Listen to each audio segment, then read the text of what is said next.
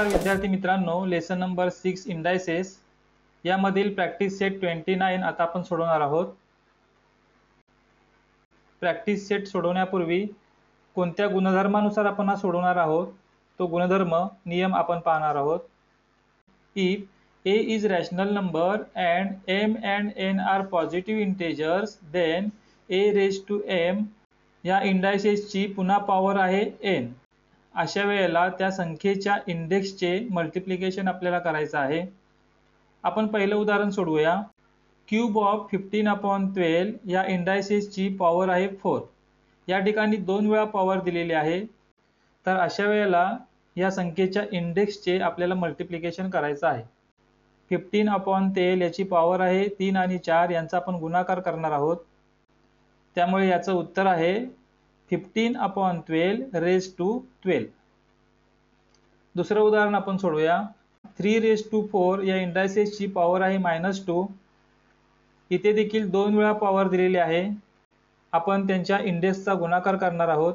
3/4 multiply -2, त्यामुळे याचं उत्तर येतं 3/-8।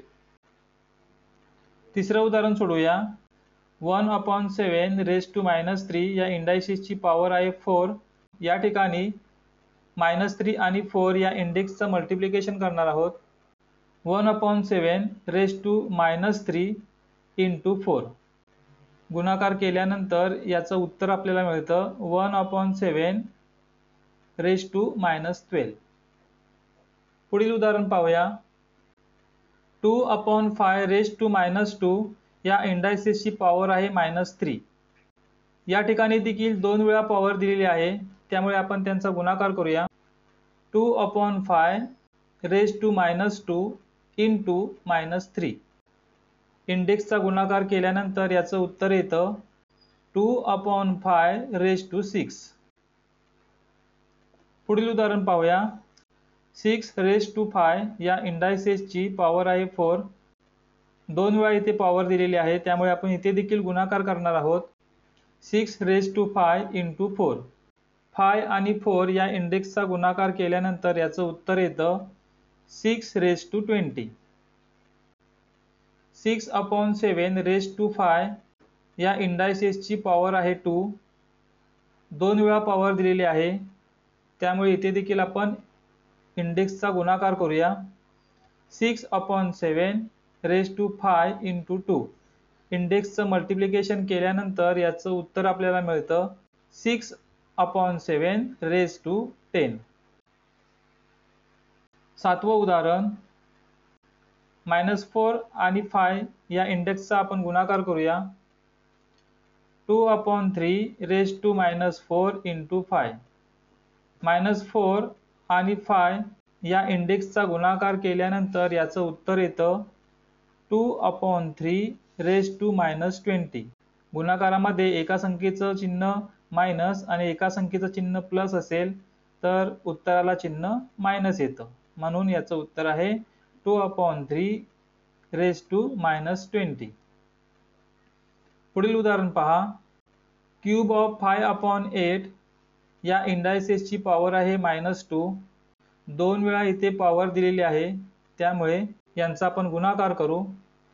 5/8 इंटू -2 3 आणि -2 या इंडेक्सचं मल्टिप्लिकेशन येतं -6, म्हणून याचं उत्तर आहे 5/8 6। 3/4 या इंडायसेसची पॉवर आहे 1। या ठिकाणी 2 वेळा पॉवर आहे 6 आणि 1। या पॉवरचे आपण मल्टिप्लिकेशन करू। 3/4 इंटू 1 6 आणि 1 यांचं मल्टिप्लिकेशन केल्यानंतर याचं उत्तर येतं 3/4 पुढील उदाहरण पहा। 2/5 या इंडायसेसची पॉवर आहे 2। 2 वेळा इथे पॉवर दिलेली आहे, त्यामुळे आपण त्यांचा गुणाकार करूया। 2/5 इंटू 2 यांचं मल्टिप्लिकेशन येतं 3 2 जा -6, म्हणून याचं उत्तर आहे 2/5 raised to -6. Question number 2. Write the following numbers using a positive index. पहिलं उदाहरण पहा. 2/7 raised to -2. या संख्येचा इंडेक्स निगेटिव्ह आहे, तो आपल्याला पॉझिटिव्ह करायचा आहे. दिलेल्या संख्येचा इंडेक्स निगेटिव्हचा पॉझिटिव्ह करत असताना त्या संख्येचा मल्टिप्लिकेटिव्ह इन्व्हर्स आपल्याला लिहायचा आहे. 2/7 याचा मल्टिप्लिकेटिव्ह इन्व्हर्स म्हणजेच रेसिप्रोकल येतो 7/2. आणि -2 हा जो इंडेक्स निगेटिव्ह आहे तो आपण पॉझिटिव्ह करून लिहिला. त्या संख्येचा जो बेस आहे त्या बेसचा आपण मल्टिप्लिकेटिव्ह इन्व्हर्स लिहायचा आहे आणि मग दिलेला इंडेक्स निगेटिव्ह असेल तर तो पॉझिटिव्ह करायचा आहे. अशा प्रकारे दिलेली संख्या पॉझिटिव्ह इंडेक्सच्या स्वरूपामध्ये लिहिता येते. पुढील उदाहरण पहा. 11/3 raised to -5. या संख्येमध्ये बेस आहे 11/3, त्याचा आपण मल्टिप्लिकेटिव्ह इन्व्हर्स म्हणजेच रेसिप्रोकल लिहूया. मल्टिप्लिकेटिव्ह इन्व्हर्स आहे 3/11. त्यानंतर आपण त्याचा इंडेक्स निगेटिव्ह आहे तो पॉझिटिव्ह करून लिहिला. अशा प्रकारे ही संख्या देखील आपण पॉझिटिव्ह इंडेक्सच्या स्वरूपामध्ये लिहिली. 3/11 raised to 5. तिसरं उदाहरण. यामध्ये बेस आहे 1/6. याचा आपण मल्टिप्लिकेटिव्ह इन्व्हर्स करू आणि त्याचा इंडेक्स पॉझिटिव्ह करून लिहू. याचा मल्टिप्लिकेटिव्ह इन्व्हर्स आहे 6/1 आणि -3 हा इंडेक्स आपण पॉझिटिव्ह करून लिहिला. त्यामुळे याचं उत्तर येतं क्यूब ऑफ 6/1. ज्यावेळेला डेनोमिनेटर 1 असेल त्यावेळेला तो नाही लिहिला तरी चालतो, म्हणून याचं उत्तर आहे क्यूब ऑफ 6. पुढील उदाहरण पहा. y raised to -4. याचा बेस आहे y. y चा मल्टिप्लिकेटिव्ह इन्व्हर्स येईल 1/y आणि त्याचा इंडेक्स आहे -4. तो आपण पॉझिटिव्ह करून लिहिला.